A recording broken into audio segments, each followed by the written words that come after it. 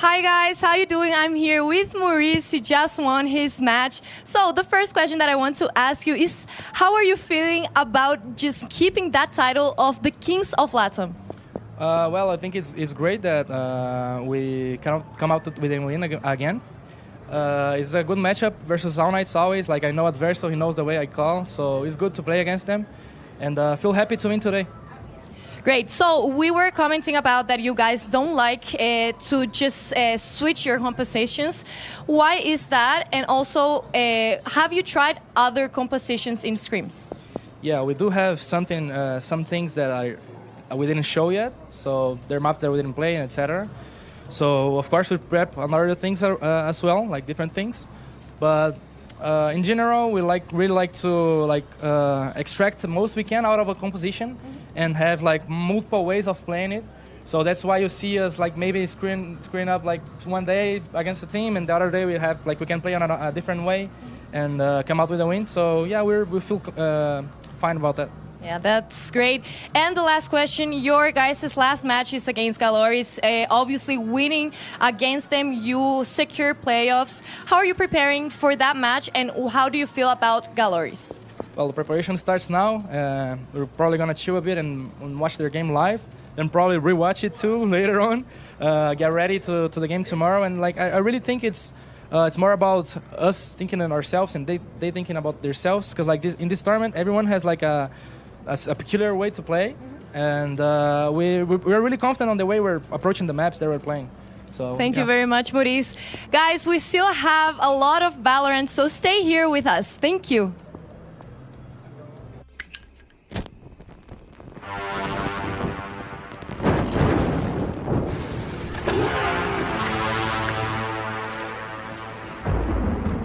They say in life, there are no guarantees.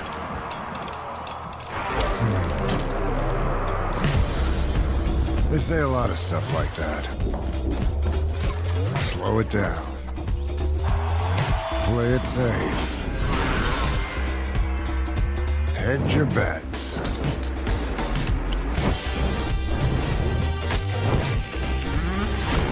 So what? You gonna listen to that? You gonna stop because they can't guarantee you'll pull this off? No guarantee you'll win? No guarantee everything's gonna be fine?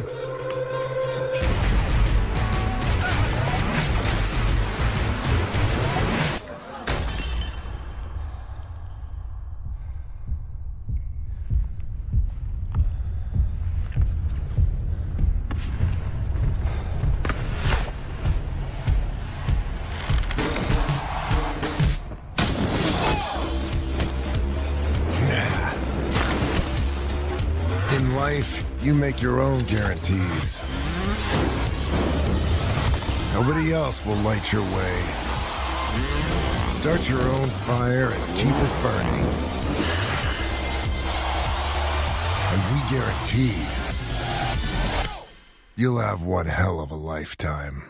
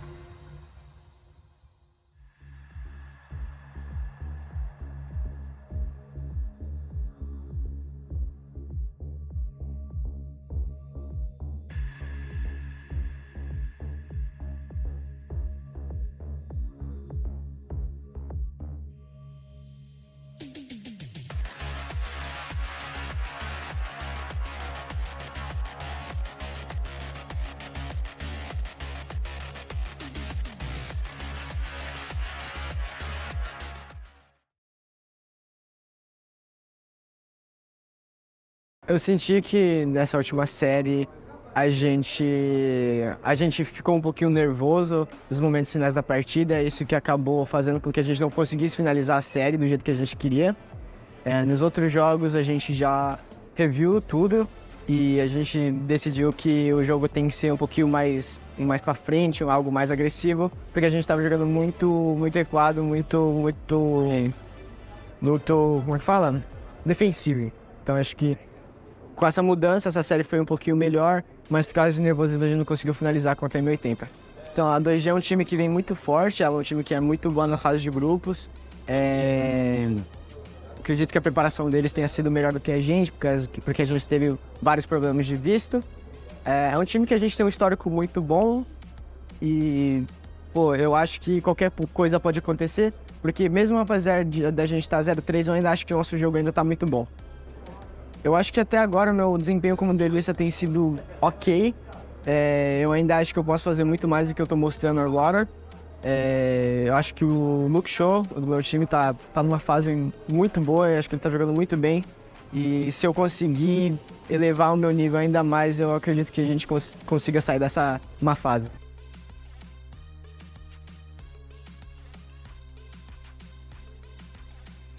For the second time today, it's time to find out if the first seed will actually remain the first seed of Brazil or if it's going to be that second seed coming through. Welcome back, everybody, to VCT Ascension Americas.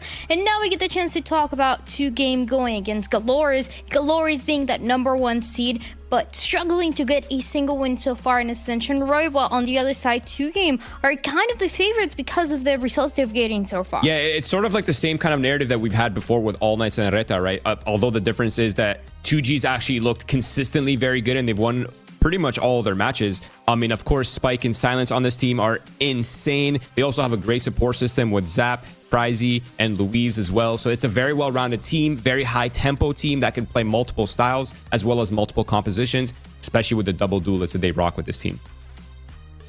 And Emily, this has been one of the teams that have absolutely surprised us so far in the tournament. Even from the beginning, we were all talking about this two-game squad. We were all talking about the double duelists that they're able to play, or rather the two individual duelists that they have, depending on the situation, depending on what composition they're running with. And so they've gotten some positive results. Just yesterday, they took that loss against All Knights, but overall their performance has been really good, and we expect it to continue to be that way. Yeah, one of the matches particular is the one when they played versus TSM. I thought this was such a fun match to watch 2G play. Silence on the duelist. I mean, he went plus 26. It was such a fun battle of him versus Sim, and I really feel like this is a player to watch. Everybody needs to look out for him because he has been absolutely insane. And this team in general, like you guys have said, they've been really impressing us so far, and they're doing much better than their regional opponents at LAN so far. Something that you need to keep up, especially because we saw what happened in the first match where we were all talking about all nights, they have a chance to win for the first time against Reta, but what happened? Maybe a little bit of overthinking, maybe the nerves get to you when it's those teammates and those friends that you know very well on the other side of the stage. So for this one, it's also gonna be a two-game that need to prove themselves against this well-known GLRS. Yeah, no, completely agreed. And I think regional matchups are always pretty difficult just because of the level of kind of familiarity that they have, right, with their style, with their tempo. But this is ultimately the test of growth, right? Like, has 2G outgrown GLRS? Has GLRS been on the downtrend? Like, what exactly is going to be happening between these two teams? This match is sort of the tell point for us, where like, okay, 2G's the real deal, or it's like, no, GLRS just had a really tough start. But I mean, even despite their performances, despite the results, GLRS still has impeccable players. Luxo is one of those players. Him and Sato have been consistently alternating top fragging every single map of every single match. These players are the real deal. And this guy we need to talk about, because Luxo, oh my god, Emily, he was insane yesterday. They couldn't get the win, but there was a point where he was 27-4 or something like that. He ends up 32 kills on that map, and they're not able to win this series. But what a performance from the Viper on Icebox specifically. I know GLRS has players on their team that just excel in stats, like Luxo going 1.7 in the KDA and doing a lot of damage as well, 176.9 first bloods as well. And remember, this is a player that plays Viper, Omens, Cypher, so to have a first blood is showing that he's not afraid to go for the fights when he wants to. And then this is a player just in general that is consistent, very consistently at the top, and also just comes in clutch for his team. He's getting multi-kills whenever it's looking grim for his team as well. And I think it's really important that teams do have this kind of player in their roster, right? Because you don't want to get pigeonholed into, oh, we're just set up the duelist. Oh, the duelist is doing all these plays for us. They're taking all the risks. Like, no, it's really good to have players like Luxo on the team who can test you, can kind of chump check you, and make sure that if you are going to be entering the site, if you are going to be entering space, they will consistently and confidently take those risks and put pressure on your team from all fronts. And we talk about this guy that is not the duelist and is performing so well, but let's also talk about the duelist here. Let's talk about Sato, because the performance as well from this player has been great. And I love to hear him talk, because he just seems like such a chill guy. But then you see him in game and he's going insane. He doesn't care who you are. He's going to take you down, Emily. And I think this is something that the team needs, and the team is working around really well.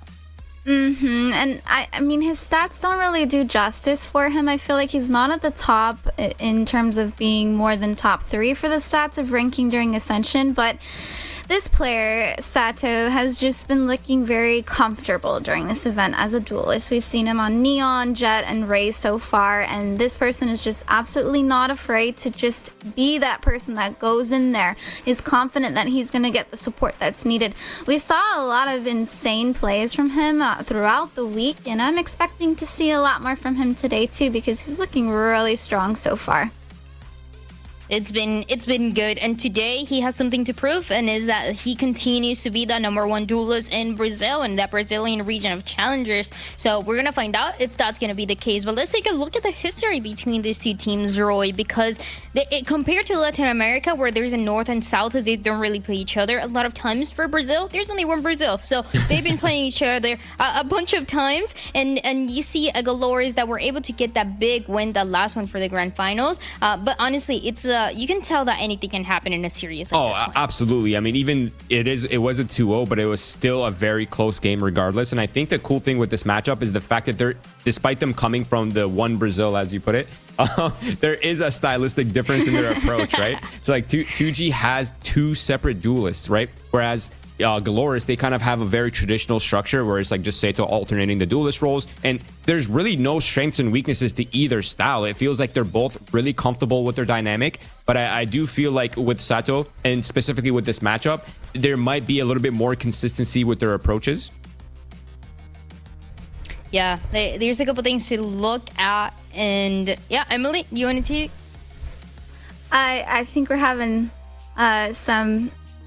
some things going on, but if you can hear me, I just want to let you know that during this head-to-head, we have a consistent player. It's the Lock Show. Went +14, +7, +17, and this was all on Viper and Cypher.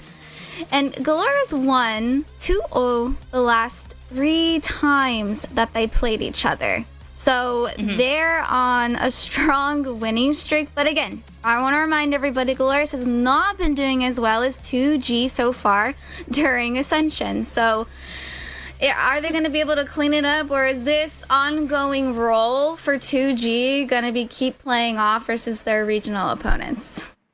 And another player that we need to talk about is Zap, because we've talked about him on his performance. We've talked about him on his energy levels, and that is something that is going to continue today. As he was saying when they were going against All Knights, when it's players that he knows and he appreciates, and he's able to go against a couple times, I think it's even more interesting, the banter between the two. And I mean, I feel like Zap is gonna be even crazier today. Yeah, absolutely agreed. I think Zap has been a very key piece for the GLRS side, or sorry, for the 2G side, because he's been able to set up both duelists consistently, as well as come in clutch for the final to like kind of just close out the round. So it's been a very interesting dynamic, and his flexibility to be able to work with 2 different personalities in the same role is truly magical.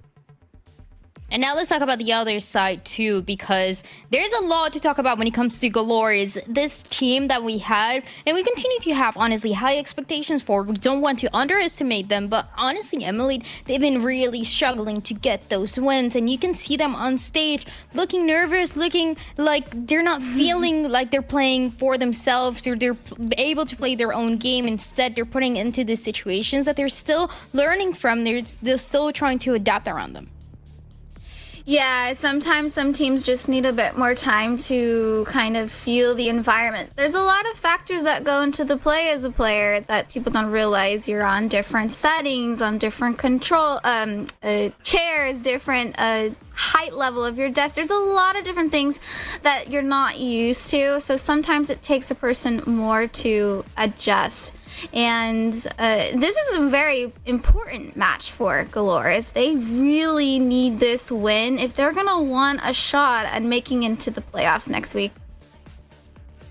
there's the chance to do so. And for GLRS, we mentioned it before, I'm sure there's a couple of people asking if they're out because they're 0-3 right now, but there is still a very, very slight possibility that they can make it through playoffs. It depends on everybody else's results and also on them getting at least one win. So it would be a weird world where we see that, but I think it would be also just a very Valorant thing to happen, Roy, if they're able to make this happen. I'm sorry. You guys don't know. So what's happening right now is we're having some technical difficulties. It is absolutely. You sound so funny. I'm sorry. That is so funny. But yeah, this situation is not funny at all because this is actually the kind of the GLRS do or die. At least I feel like I know statistically there is a chance that if GLRS loses this match, they could clinch a spot in playoffs. But I would much rather have their odds this being a win for them because I think it'll look a lot better and it'll leave them with a little bit more room to perform in their like remaining matches. And also, I want to jump into the Zippo map select because I'm curious to see what these teams are going to be running today when you know each other so well, when you know what everybody has been playing here, and you know and you've seen the trajectory of your enemy throughout the year, Emily. So any predictions for what this is going to be?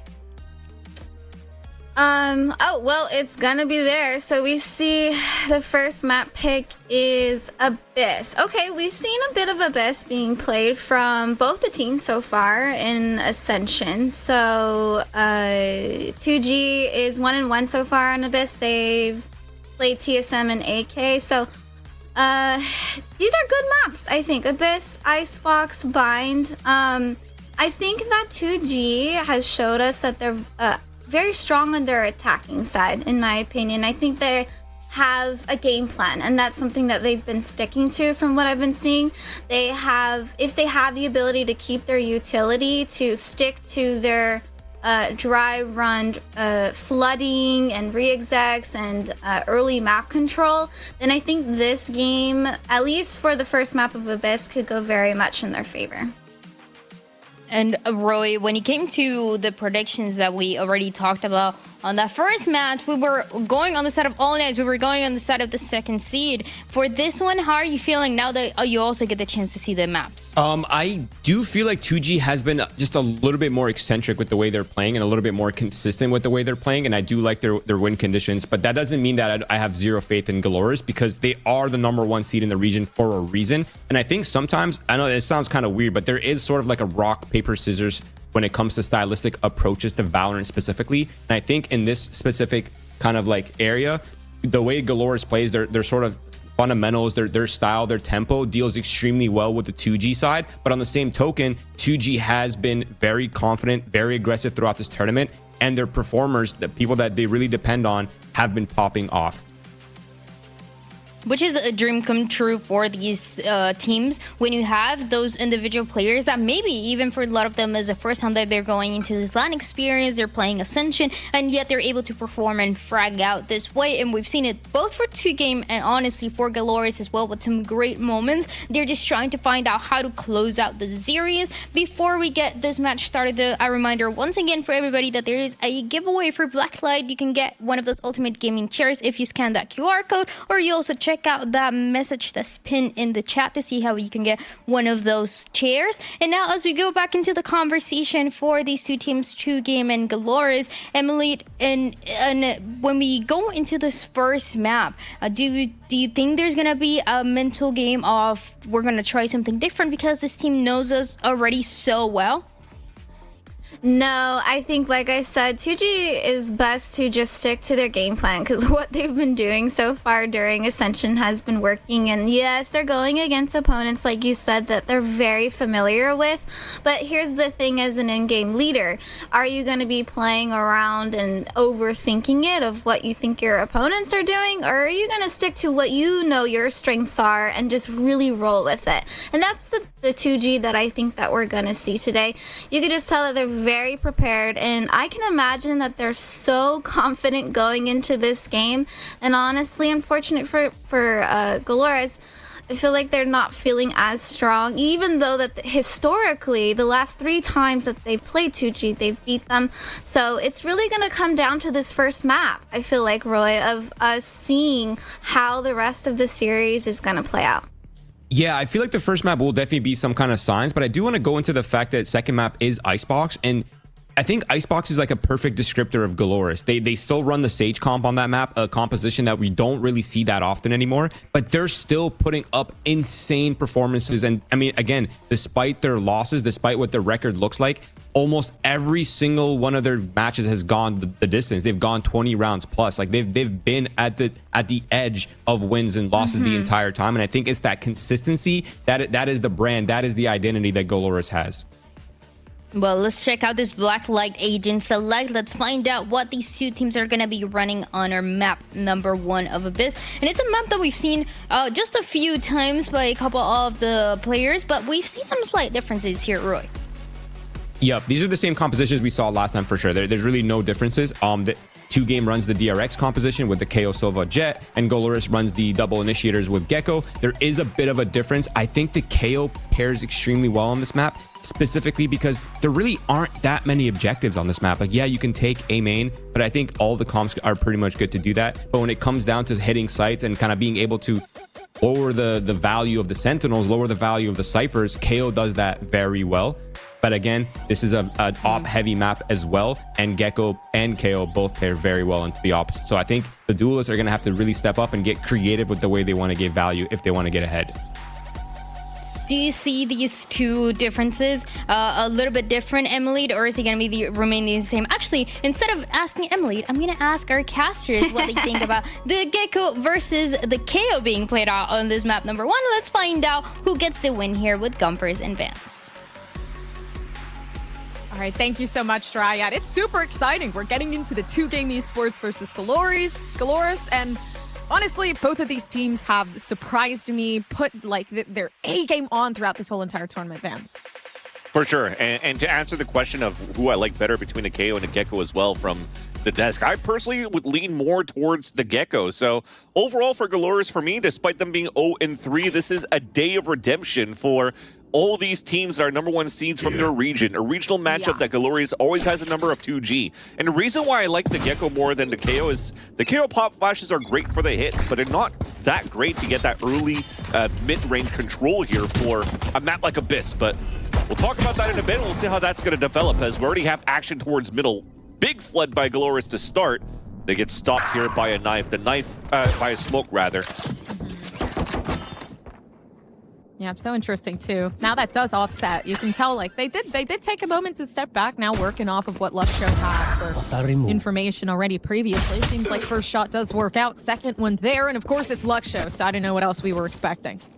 Yeah, and I was expecting at least from 2G side to call a 3-2-1 swing to look back towards the main. At least they were looking clear, and especially when the knife thrown by Spike did actually ping Luxshow in the first place. Luxshow has been on fire in his series yesterday. So many 4Ks on Icebox, aces coming out as well, and he was dishing things out to keep things close there against M80. But unfortunately here for GLRS, there have been nothing but close losses so far in this Ascension, where if you're just looking at the scoreboard, you're just thinking that it's, GLRS not looking the best ever, and they're potentially not the clear favorites, but they've all been close games.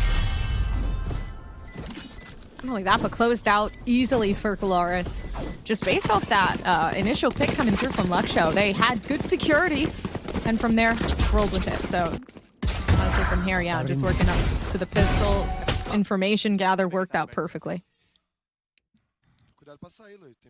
And it almost worked well. They had some heavy mid control for 2G. Looks like they had a read on some sort of how GLRS likes to approach this. And getting that mid-round information with that knife, you think they'll be able to adapt here and take control of it. They tried to smother that 2v1 against the Cypher of Luxshow, but unfortunately, again, it wasn't coordinated where you let that first blood fall from your advantage.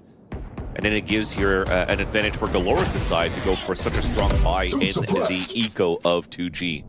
This position right here, not the best that Spike plays with the composition that GLRS currently has. You still have so much util you could throw towards the back of the site. Recon dart, shock darts, volleys, a paranoia, or just ADS with Sato with the bullet to get that pick.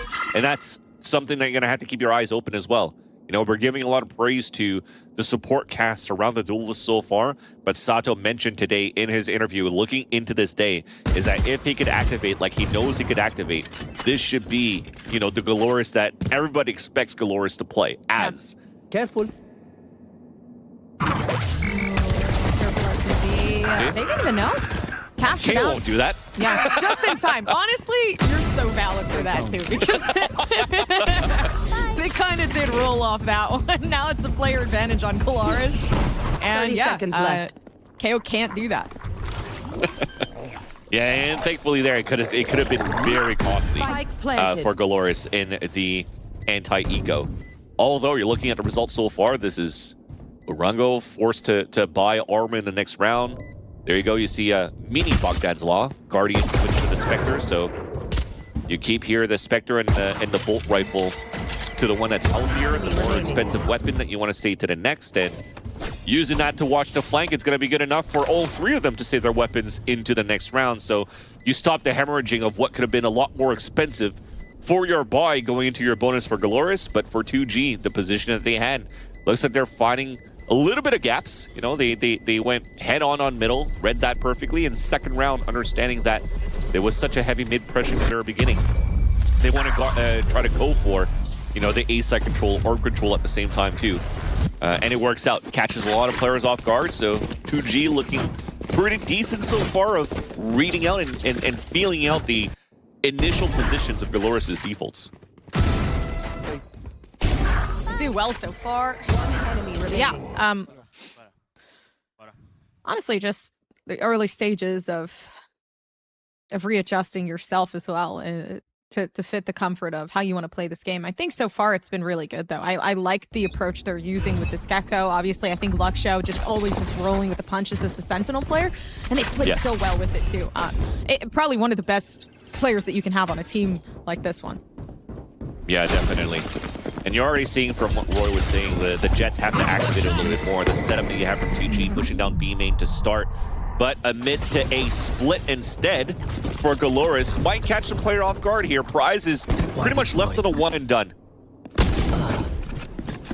It's a done. Yeah. Over and done with. What else do they need other than that, honestly? The A site is looking very, very good. I think it's unfortunate now, though, because Luxo looking for sort of planted. Not lurk around, but just watching the flanks. It leaves Urango alone to fight this battle by themselves.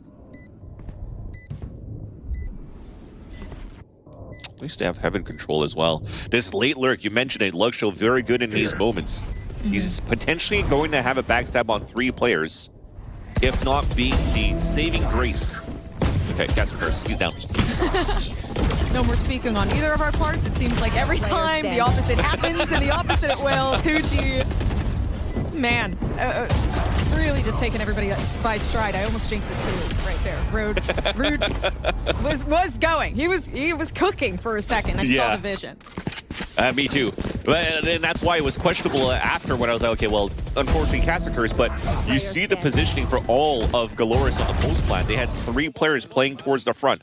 Nobody even tapped the spike yet. Unless a wingman or something, I'm not too sure. I haven't really looked around or paid attention to the audio queue. I was so focused on Luxo, but if they focused on the tap spike, spraying on that and making sure here that 2G are dropping down to fight, that would have been an easy Luxo flank and being the saving grace if all the players towards main lost, because he gets the vertical angle too on the one diffusing out in the open, and it would have given him a chance. But unfortunately there, not the case. But they still managed to win the round, an expensive one. You see in this round only a Bulldog and Guardian on round 3 Vandals, and that was such a nice attempt. At least it's information gain here for 2G that forces the early rotate from Zap, where he's now going to be able to anchor up and support with the Hunter's Fury and fast rotate back towards A if GLRS pivots back towards mid control. Having too much obsession right now with seeking the whatever's going on in the external portion of this map, but I mean, regardless, up towards B, there is a workaround that this team is looking to make, just waiting for the perfect time to erupt right now. Gecko. Urango getting ready for it. Yep, mosh pit lineup already. That's why hell's tough. Oh, yeah. Can't play Troll unless you play the Toll. Yeah, still force him out to get the kick though. Ooh, even just right behind the wingman, it doesn't matter. Does manage to just fight this one back. His Silence is rolling with it right now. A Blacklight flawless, and it's one player that did majority of the work here. Yeah, those are some clean shots, and towards the end, he definitely had enough money to pay the troll to anchor up there under the bridge, and that's that potentially lack of utility that's missing towards that left side, because the mosh pit was perfect to force him towards danger, and maybe it was a play so that they could double swing the jet towards the back of the site here on the site of GLRS, but I think it's the repeat of what happened on the pistol round on the opposite side, where you were a little bit not as coordinated on that 3-2-1 to make sure that you trade off Silence in the back. And that's a big 4K that breaks the econ for GLRS. They're going back to the tried and true. On the lower buy so far, you're indicating that you're adding a lot of pressure towards middle, which is fine. It's been given up so far quite often by 2G since this second round. But the Eldron's going to see a bit. Oh, presence detected. Somebody's close by. Silence. What is going on? The aim is immaculate. Headshot. Unfortunately, couldn't see Urango, so isn't going to be able to get some sort of trade-off there. Yeah, nothing else. There's really too much havoc being wreaked right now. Instead, the flash coming through from the side of 2G. Just winning out the fights is the name of the game, and right now doing a great job of doing so. And that's going to reset everything, too. Nothing they can do right now here on the side of 2G, but wait for the spike to go down so they can group up together to fight. Winnable opportunity, though, as Urango is going to stay inside. I love that they both are playing inside the site because they work this mosh, or this thrash, rather, and it actually detains 2. Last player standing. Does have it, Urango. Literally just had it. 2G, a lead. They got immediately taken back. Yeah, that was unfortunate there. And again, that thrash, both of them play inside the site as it comes out. I think that guy on Heaven is trying to come out and making sure he can try to break it. Oh, he came out with a recon dart. Kind of catches them all off guard, and that's a nice little conversion coming back here on the attack side. And I'm only seeing player faces. Are they calling a timeout here because of that? Because that shouldn't have been a situation that was lost here. No, it was just reset on to the next. Get out of my way. But GLRS definitely shouldn't have won that round with how things started off here for 2G on the defensive side. No, but patience worse than at this point. It seems like right now 2G just waiting for the perfect moment to strike. They do back off, though, down in mid-library. So with this push,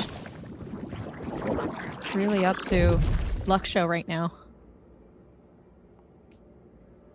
They've been doing this quite often. He's just playing around the corner so that they could have the first one bait out being that jet. If it was an Allen drone, he was going to try to time the Allen drone and then try to push in like he did on the previous round. And that wasn't a tell here that was given away by the defensive side of Zap when he actually drone across, because it only saw Sato on the previous round. So they tried to run the same type of round as it did before here for GLRS, but seeing that it's potentially so passive for 2G, they at least feel like they've pulled enough rotation towards middle to go for a hit towards the B side. So you're now hoping here the L drone comes out from Evil Kick on this A side to pull that rotate across, and there's only Spike alone. The knife actually got 2 at least. That's good enough here to go for a fast rotate to hold out, control Ivy, control Heaven, and making sure that the rest of the team could group up with you for the retake for 2G. Yeah, 2 suppressions pushed out, so Spike planted. not much to struggle with right now. Okay, well, that's unfortunate.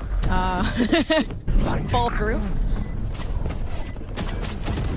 All in all, just looking for something to really fight off of. There goes Urango finding one shot of their own already. The turnaround there from Sato and GLRS.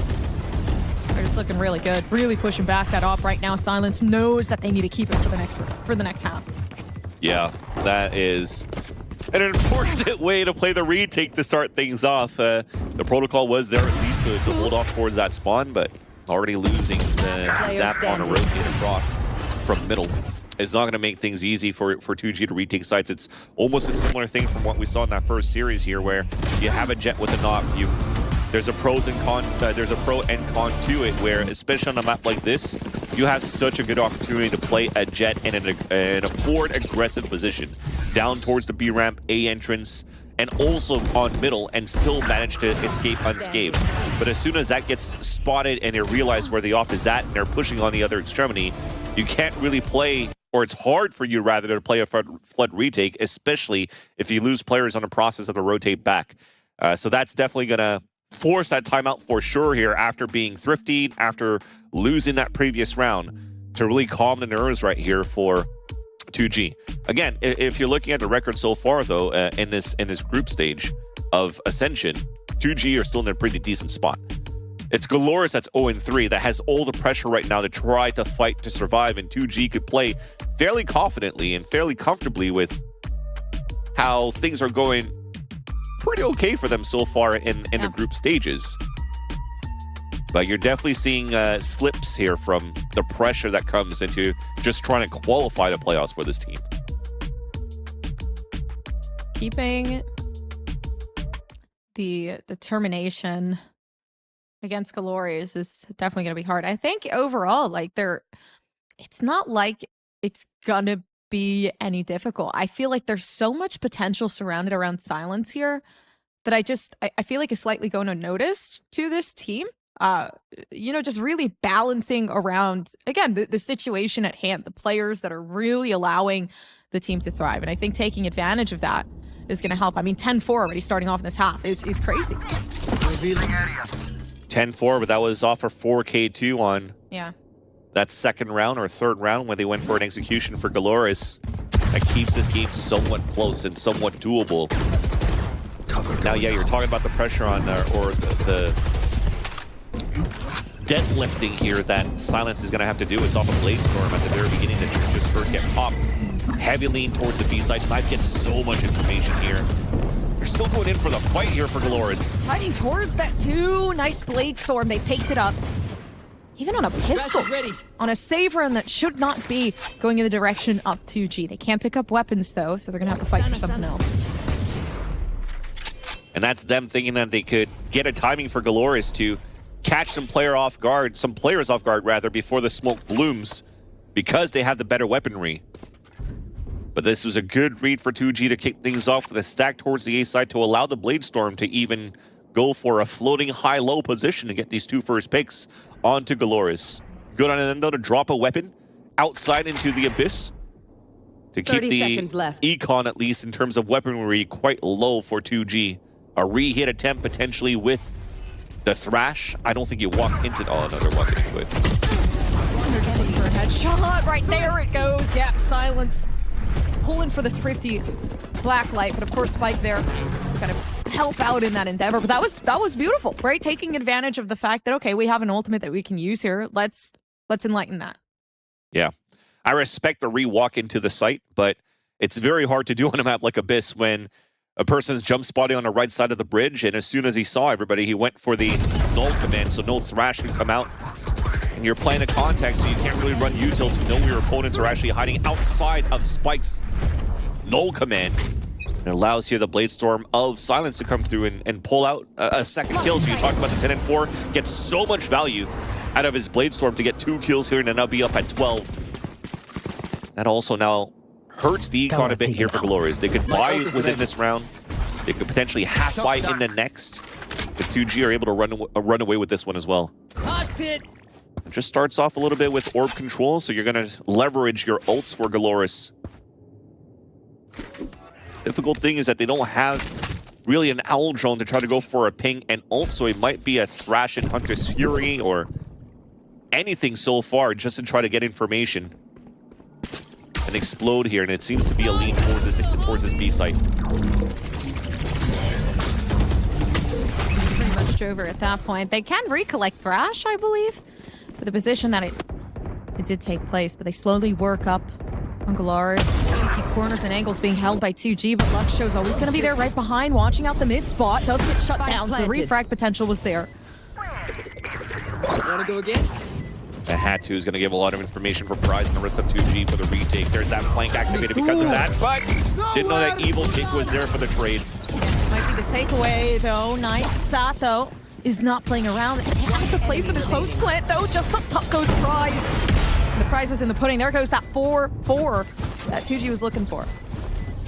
It was interesting pathing as well by Rongo. He had a wingman available, but he decided to run all the way up towards the B ramp before he throws the wingman for a plant instead of just throwing it from the abyss when they already had map control.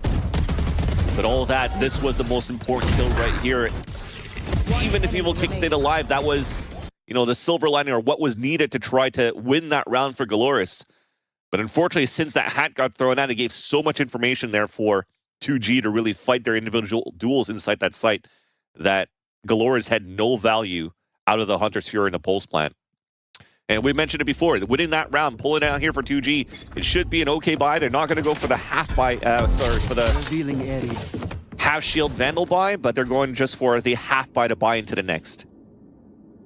And a strong support now for GLRS once again towards middle. It's just an active play with an active camera and Owl Drone looking towards mid. That double pings 2 players leaning towards the B site. You already see the shift coming out there from Zap to adapt out of that, and then they hold the angle with the Outlaw.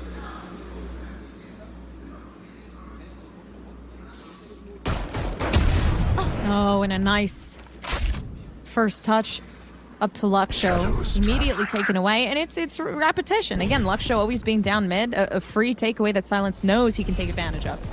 But obviously taking advantage of this again, the B site popularity there on the side of GLRS, but you can't fight back. Flawless. And it's just over. Blacklight flawless, a 3K to Silence name. State of the round was so good there for 2G as well. Alan Jones spots 2 leaning towards the B side. As soon as you take down Luxo, you know that he's been going for these lurks on middle. So as soon as he gets this pick, you see the rotate coming across from Silence because they know there's at least 2 people leaning towards this B side. So they stronghold that area. And then with the Cypher being dead, they've already went for a aggressive push out towards the A side. And that was looking really good here on reading this anti-eco against GLRS. So 2G still looking pretty good in this regional matchup. Again, repeating myself here, where GLRS really had the number of 2G throughout the whole season of 2024. I think out of 4 times they played against each other before we get into this Ascension game on stage, it's been a 1-3 record. And a lot of these, or two of these series, the second map was actually played on Icebox, where it was actually heavily favored on GLRS' side. Roy did mention here that it was a Sage composition that's still played by GLRS that gets a lot of success. Although, so far, I think from looking at the results of that, and then the last result that they had here on against M80, it's always been a 13-11 scoreline, either a win or a loss. So it hasn't been the easiest wins that they've had with that composition. So for GLRS, you're definitely hoping here that you could upset 2G's map pick of Abyss. Yeah, slowly making it work. Progression in general, definitely there for 2G. 3 in a row that they were able to pick up, and a pickup with the up from Silence. So back to the original roots there of a map that's typically comfortable for this team, but now especially a weapon as well, using the up for possibility up towards B. They know the B site definitely popular within GLRS. Shout out to Sean Garris's chat. Somebody just said, if you rearrange the letters around Silence, it spells out tens, and tens just retired. Coincidence? I think not. I've never seen them in Silence. the same room. Definitely not in the same room right now, as one's in Mexico, the other one's still streaming, but Rude gets 2 openers, and that's a great start though for GLRS after the tactical. Being a little bit more grouped up and giving less respect to 2G. Instead of going for a slow 1-3-1, let's just go for a full site hit towards the B site, and Rude just starts activating. Luxo aware of the flank and not flanking himself, making sure that the trips stay up, allowing to convert this round potentially to a 5-5 scoreline. Yeah, always sticking around to the flank to make sure everything's clear, which is good. Again, patience, definitely the name of the game here. But pretty versatile. Sato unfortunately can't really pull through with the 2G. Slowly with the comeback though. 2 players already down, and the advantage getting slimmer and slimmer for GLRS. There it goes. Util advantage there for Spikes, and all it takes is patience. And the name of the game is whether or not you can take this 1v1, but slowly but surely the defusal happens, and it's a good clutch from Zap. Oh my god, how did that happen towards the end? The strong hit that we just mentioned for GLRS moving into the site, but they overcooked with the amount of lurks they wanted to throw, and he's standing up being like, where are you guys? Where are you guys? How did you let me take this away when they had such a big opener to start things off? Oh, that's going to hurt. That's definitely going to hurt. And you just burnt a timeout previously to try to work as a group here for GLRS, and I don't know if this is a call for a second one as well, because that would be a wasted one for sure. So now you have no choice but just to really recollect. Make sure that that doesn't happen again, and even because of that, you're going back to that 1-3-1. Spike is with you this time around. Orango's trying to move up, and they're really trying to punish Silence so far with this Outlaw. Oh my gosh, the wide swing was so bold. I know exactly. It's constantly been Luxo and Silence, like 1v1 off the rip, and I love it. You never know what's going to happen. But of course, with that being said, 2G taking that first-hand advantage is going to be huge. Satha rolling off of that momentum that was started from the start. Spike planted. Maybe that's just something here that GLRS understands in the setups that 2G currently has. Yeah. Leaving middle quite wide open, being more passively, using both trips to try to anchor towards the site instead of trying to find aggressive information towards middle. They go for a quick trade for a hat, and now they're in a great position once again for a 5-on-3 post plant.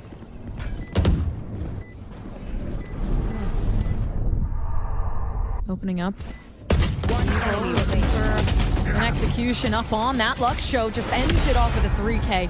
GLRS is slowly starting to succumb, and honestly, just let the momentum, let them flow. They're not going to let any shenanigans happen this time around. And they're keeping this game close at least, but this is definitely a regional matchup that both teams really want to get this victory from. Again, for 2G side, it's been 3 losses in a row in their last 4 encounters, and they really want to bring it back on their side. And for GLRS, it doesn't matter what happened in the past here against. Doesn't matter who they play against at this point. They're just trying to look for a W to try to stay alive in this race. As Dan Dryden mentioned before, there's an opportunity to try to stay alive, and what a push by 2G. It's their turn to up the tempo. A hot flash coming through to allow Silence to get the pick and activate Blade Storm. On the lure buy that they have on this round, last round of the half, it made it very doable now. Could make way. What are they going to force here? I mean, they have...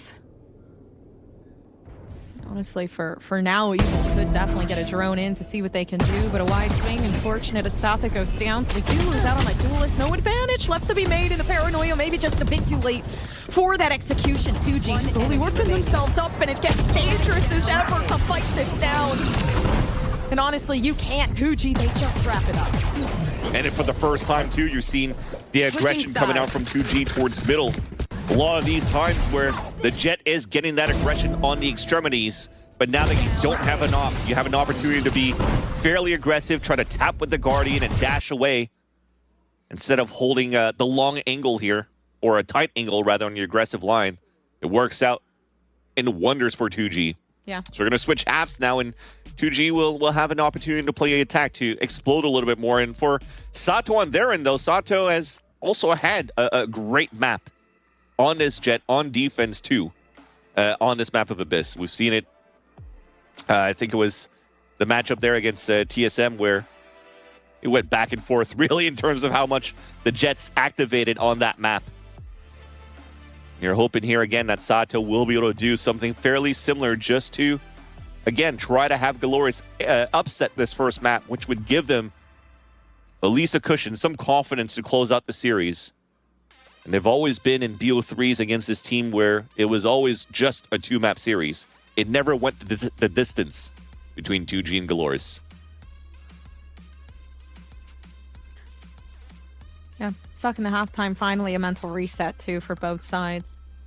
Wasn't awful. I think there was a lot of 1v1 scenarios going down inside of mid, which I thought, all in all, semi-entertaining, but also really critical with Luxo picking fights there with Silence majority of the time. But, you know, capability of a Cypher to execute on plays like that, knowing that, hey, I'm not really too much of an important piece of the puzzle. I can isolate fights. I can find that first engagement. I can see what I can do in terms of isolating this duelist who's always in mid. So let's work off that. I think definitely going to be able to see a little bit more, though, of Luxo this time, especially now as the defense starts to come through a bit.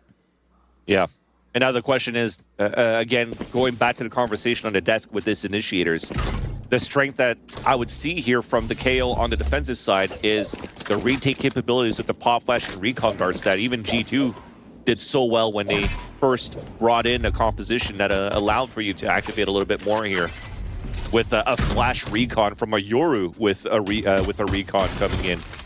They didn't need to use that too much, and on the attack side for KO, you can't have the best lines for the pop flashes, especially if you're going to try to take control towards the A site. So they're going to be slightly crippled at that point. They're going to leverage more of their drone here to get information. And maybe pop flash through the close range smokes that are being thrown at the entrance of the sites. Did I say that? Beautiful pop flash on the bridge side that blinds one. He put the smoke out right there. Sacco isn't able to do much. Does get taken down, but of course a 3v3 scenario. So many players low on the side of 2G. Attack doing its best to keep things intact right now, but shock darts left and right. So close. That would have probably killed the planet for sure. Look at the HP remaining on the 3 players pushing down towards spawn. Oh, and they're just jiggle peeking it. But why do they solo peek? I mean, regardless, it doesn't matter. They also have the post-plant scenarios, so kind of forcing into that play was a little risky, I'll be honest. Yeah, I agree. It almost felt like they had a timing because they caught Luxo throwing a camera towards that back, so I'm going to chase him down, but never really saw the other player just behind Luxo, which was Evil King, coming in right here to support. Double swing, they win 2 individual 2v1s against a team that was just trying to find a timing on the pulse plan because of that low HP that they had and lost all map control initially when they executed within the site. So it turns out to be a very clean retake towards the end here for GLRS. A big pistol run, an opportunity to tie up the game right away. Yeah. New round, new reset. No smoke. Goes down, but it's never been an issue where, you know, Yuto has been used on the opposite side. It's been 100% the scenario where, yeah, distractions occurring. They know they're going to hit the site instead. Now the defense just has to keep the hold on, which they're doing a good job at doing so. Already blind coming through from Gecko, and the information there are exceeding is huge. Nothing can really get in the way, other than the fact that missing out on some of their shots. Yeah, already second round in, and a huge win from GLRS. We'll take that one. Push in, throw your bodies away, so that at least Spike can get the plant down. Spike can get the spike down. and that'll help for the economy for sure, and also to have a much stronger buy against the bonus. Who at least gets a Black Light Flawless right now for GLRS, which in their turn, and to be fair for them, have a really good econ moving into the actual gun round 2 later on. So they're not really out of the pit yet for 2G. Hoping to convert the eco plant into a round victory. They're kind of pulling through with the punches, though. I think so far with the setup we've seen from the defense, it's been good, right? Keeping to what they have, not really looking any further from that. Mid being watched, Evil knows. Timing is key here. And there's already pings coming out from 2G, though. They know that there's one player playing on the top mid. They hear the jump spot from another, so that's a heavy lean now towards the middle. Identified now by 2G. Look at them already backing up.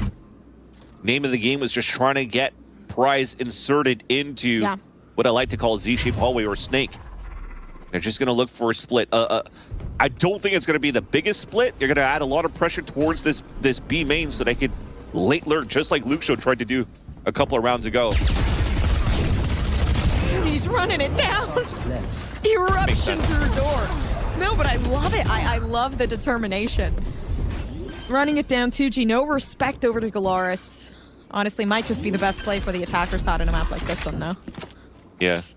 Spike planted. And I respect the run through, right? Just because the owl drone already went up, it spotted a player, it pinged him as well, it forced Rude to fall back. And on top of that, you timing the paranoia from LZ just to run through and win that 1v1. So you'll take it, right? You've gained that space towards heaven. You're now forcing GLRS to even clear out towards heaven against you in Snake. So that runs that clock down, and it barely guarantees, almost guarantees, the round here in your favor. Player lesson, right? You got so many players just really falling at the hands of 2G. And they pick up from there. So yeah, the Thunder starts coming along, and yeah, at this point they finally did give themselves a round to feel comfortable in at this point. Hey, we're not losing the lead. We still have it. Yep. So let's just keep it from there. And that flawless that you won in your anti-eco in that second round for GLRS, look at the buy that it permits you in this gun round. Just before we got into the Blacklight replay, you saw that there's already an operator out and ready for Sato. And much stronger weapons across the board too, with Vandals, full kit, the full setup. The op is actually watching fairly passively though on the top of B. You're looking at the positions currently from GLRS. It's allowing 2G to take a little bit more space. 2G on their end though, they don't know this, so they have to figure out now where everybody's posted so far. To grab an orb to start. Owl drone available, looking for a Hunter's Fury ping. Ooh, sprayed through smoke. No, but good play. Reading into it, okay, well, you know, someone threw drone out. There's a possibility somebody's waiting to play off that information. So one goes down, no duelists left to execute. Right there. That's something that's nice too, that you guys could probably take in your rank games. The smoke started being thrown. Yeah. It's not a deep smoke just to like cover the whole ramp. You're holding one extremity on one side so that you force out util. You're not forcing players to be able to walk through and creep across and leak on the other side of that B ramp. By forcing that util, it allows here that spray to come in from Rude to get that first pick, but already we have a 4-on-4. We're split across the map, and the two players inside the B side are now pinned. The shots don't stop. Road. Rude is making it happen, especially now with the 3K to come off on it. And GLRS, you're back in the game, baby. Zap just waiting to make a play, but you can't. There's such a big wall withstanding. That wall is Rude. And Rude has been putting up numbers this tournament so far, but fairly silent and not too much talked about within these games. We always talk about the hero plays and the flashy plays and what Sato could give and what Luxio's been doing so far, but Rude is just a silent controller right now, just making sure that he's anchoring correctly here. And watching the angle in the back of Ivy was everything there to allow his teammate Sato to just focus on the front line with the op. Especially that knife that hit towards that B site, it actually did connect onto Sato, so there was no dash away. On both sides, both of them were playing a one and done. And this should have been traded out 100% of the time, but you just saw all the kills happen. One by one on both extremities. 2G not coordinated on the pinch towards the B site. Because they had to use a Hunter's Fury behind, they couldn't really support towards the front. Now 2G's back on an eco. They've dialed in too.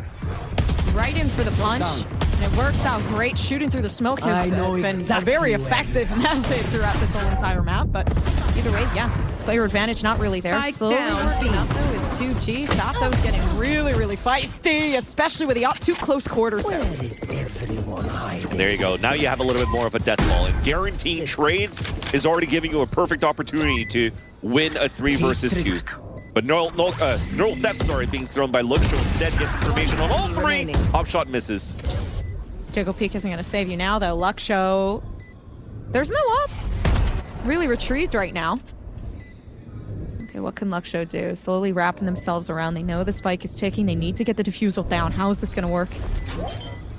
Listening into it. Now the wrap happens. Knowing that they need to fight the angle. The 7 bullets left. Can't reload. At this point, in too deep. Right behind. Ring around the Rosie. Cypher v Cypher, and it's Luxio to run away with it. The player of a century. Time gets it done in the end with .88. That's crazy. And it's still a nice try by 2G. I mean, after you're saying how Luxio no op picked up, but that first smoke that was thrown by LZ was spotted, he shot, and he knew where his position was at. but he goes for a tap where the spike's behind him and already gets the timing of forward position that isolates the two players. And that's the unfortunate part. I mean, after getting a hat and getting the information of where your opponents are at, and you still take the site, you have to plant more towards the ledge so it's easier for the swing from danger. But he sticks it into the wall instead. It forces out wide swings. Here. And LZ can hold that, and Luxo continues to be such an important player for GLRS in this tournament so far. Shadows traveling. 2G, they can play this one. They're positioned pretty well. If anything, can't play off the util from Luxo. Cover going out. Watch them run. This is an early TP. Interesting read here by GLRS that goes for a stack site. There's no ults for the retake, so this is going to be very difficult now for GLRS. You have no choice now, especially with a null command, to just fall back and wait. But I like this. I don't think anybody's even aware. Okay, yes, there's smoke settled down here. Could kind of create that coverage, but that's the shame in it. Unfortunately, getting caught in another smoke just right behind. You can't see sight gone, and so is Sato. So now they have to play with this 3-player disadvantage. What can they do right now? I mean, it's still workaround on it. Luxo slowly making themselves comfortable on the A side, and this happens time and time again. They're so good with it. They won't let it go. And this might be it for them. GLRS, they might be able to keep themselves very, very well solidified throughout this whole entire game. Momentum running with it. 2G somehow make the turnaround. I'm telling you, if it's not for Luxo, these scenarios are impossible for GLRS to potentially win. And then it came down from a one-way smoke and a hat to get the information on the 2. And you just have to win your duels. You have one sticking onto the spike, the other ones just have to land their shots. And unfortunately here, on the attacking side, they did not. They're still scraping for this wins. Both of these teams are scraping for their wins. But nonetheless, we're tied 9-9. Scenarios of broken economies, force buys. Bladestorm now pushing forward. And it's going to be a pop flash from the Gecko. And it's perfect for Sato. First execution on that on a save round, which is really, really nice. And it's always that. It's always the Jets with the Bladestorms. Like once that's pulled out, I feel like we can see the future. How vivid is that picture right now? Plant looks good. Smoke looks good. Yeah, Plant looks very good. It's on danger finally this time around. Especially hitting the shots might be nice as well. 2G suffering just a bit down because Sato is not here to play. Already 3K on a save round. That maybe should not be working out as nicely as it should have for GLRS. 2G, they need to bring it back. There's absolutely no way. Pop flash moving forward. They know they can take it, but they can't. Oh, it was so good. Bouncing off that flash land right behind you. All 3 of them were blinded, including the Windman trying to defuse. But unfortunately, he couldn't get even the burst to stop the Wingman. Even if he doesn't get the kill onto the player in the back, stopping that Wingman potentially would have allowed you to play that 1v1 against Luxo towards the end. And Luxo only had 5 HP when the light up happened. That was so close. It shouldn't have gone down to that in the first place, though, for him to try to clutch. Because, again, it was a nice push with the execution, and when you're ulting to grab Spike and plant towards Abyss, they actually had a double flank on middle. And after that gets spotted, you see that GLRS really tried to tempo up much quicker towards this B site, and Sato just caught two players off guard with some nice Bladestorm shots. Allowed this scenario to happen here for GLRS to convert a lower buy against 2G. What is the conversion on the lower buys of the series so far between these two teams? It has to be high. Not even sure. I think it definitely, I mean, it's been high this whole day. Like, it's crazy how many times we've seen like thrifties, and I feel like in general it really is that jet diff, to be honest. When the Bladestorms comes out, I feel like the game starts to get a little bit more serious, but that in general was just wild because both players full blind and you can't shoot the Gecko, so you just immediately subconsciously go for the wingman. And then at that point, it's already over. Like, there's no recovering from that. And that sucks. Yeah.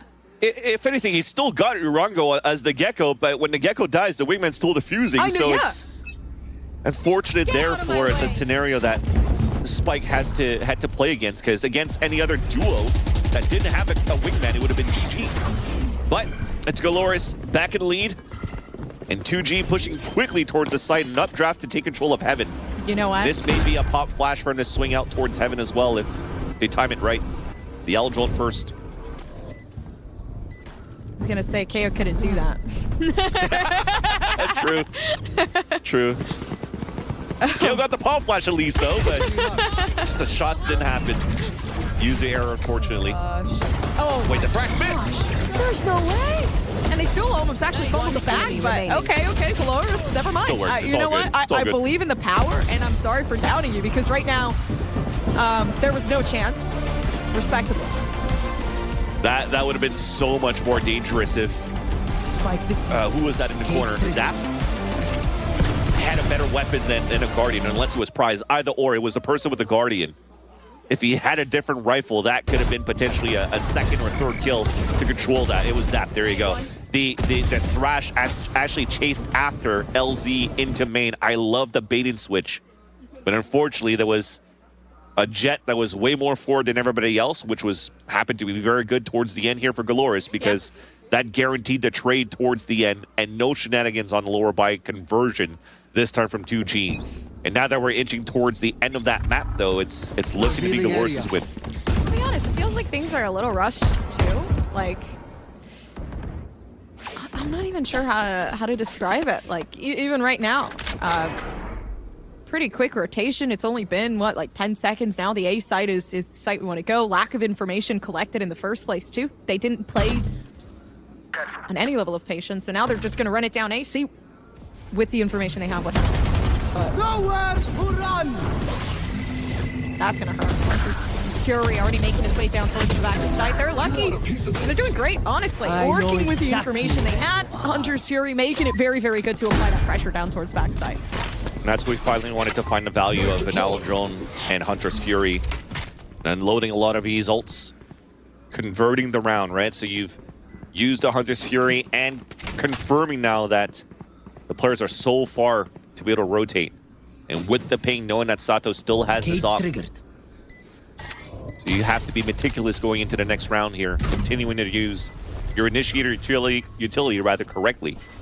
But I gotta praise something that GLRS has been doing quite well that I haven't really seen 2G do really yet is these mid to A splits that are fairly quick, or just simple mid control.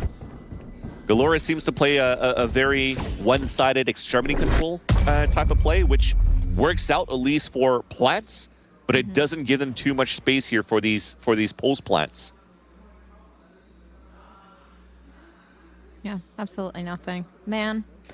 And it's so tense. Like, we're kind of reaching the roundabout moment of who's going to be able to run away with this map in particular. 10 to 11. 2G, just very subtle moments where they can't seem to really pull through. But right now, the time to really change it all. Of course, they lose this one GLRS. For GLRS, they could slowly put them in bad economy, but yeah, first shot, nice. And 140 Phantom moment there for Spike, because he actually did get the first hit onto Sato and headshots him. And Sato manages to get the kill, to dash away. Almost that second one on to Zap. But that's so much information.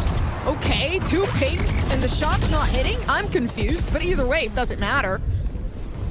GLRS just still have so many players watching, and not to mention the op that can honestly make a big takeaway here. Urango having so much util to utilize at this moment. They could throw out maybe a Dizzy to really focus on these corners here, which would be perfect. 34 health left on his. This is the best moment that you can have right now, especially with some sort of conversion from Luxo still working themselves up. And is this it? The 1v4 still holding on spawn. That's maybe the one. And they can't get the next. Perfect play for GLRS to put themselves to match point. One of those moments where I'm just looking at Zap's POV, I was like, please just throw a shove dart in there. Because of Sato's 10 HP, and I think it was Urango that was at 40 HP. That would have done so much damage towards security when both of them were waiting to flood retake with the rest of the team. Again, Luke Show being a hero, despite not getting kills, but that hat was so... Well, okay, as I say that, the replay just got 2 kills, but the hat gave so much information there to start activating the team on that retake towards the end. It's been so valuable once again. I got to keep talking about Luke Show so far for this roster. He's been such a good Sentinel / Viper player. Let's see. I mean, more eyes have to be on this guy. If he's consistent like this and being able to play this on an international stage and put these numbers against other teams other than regional matchups, he's got a promising future. Crazy player. We see it in the performance too. And also very, very obedient to the rules that the team wants to play with. Right now, just watching, not really making any movements, playing with the patience. Even though one team member goes down, Sato, GLRS still working themselves for the flank around. And this is going to be so good if the timing works. Well, they tried to out-drone Paranoia, and they missed all the timing. But at least he keeps everybody inside the site. 2G's flipping the map. Perfectly done. That should be a round conversion now for 2G. Flash gone, yeah. At this point in time, not really there. You can wide swing everything you want. Whoa, okay. For a second there, it did get a little bit concerning in terms of who's going down. Not much to look forward right now. 11-12. Potential for the match point. Yeah, it was a nice try. A triple flank around. You're trying to get that trap towards the front, but if you kept everybody contained within that site and 2G still went around with everybody dead, that would have been a very tough look in the last round of regulation here for 2G in terms of a buy, but they kept 3 players alive. Again, I loved that they went for the flip up towards the A site, towards back security to actually catch Sato in the back there and not give a chance here for GLRS to flood back and pinch from that 3-man flank. So economy is going to be very good here from both of these teams. The potential now to witness our first overtime of today. We've seen a lot of these throughout Ascension so far since day 1, if not a lot of 13-11s. And if you're watching MA games, you're in for the long run because they've been all OTs so far, pretty much. So yeah, the competition's been very, very, very amazing for all of these teams so far. And despite, you know, us having the NA pill and seeing that TSM hasn't had the best results after their first victory against 2G as their opening game, or against GLRS as their opening game, they still looked okay. They tried to come out with something new with different comps and tried to meta game right and anti-strat right in the middle of the competition. Fortunately, it fell flat, but it gives them a good learning curve to continue to fight strong here in this tournament. Yeah. But now to focus back on the region, it's, again, Luke Show doing such a good job here. 25-14 on one end, and Silence at 23-16 on the other end.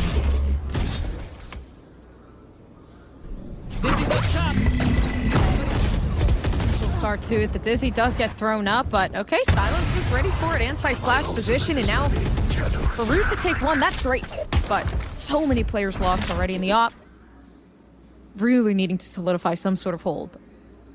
Yeah, love it from 2G to hold back towards the spawn.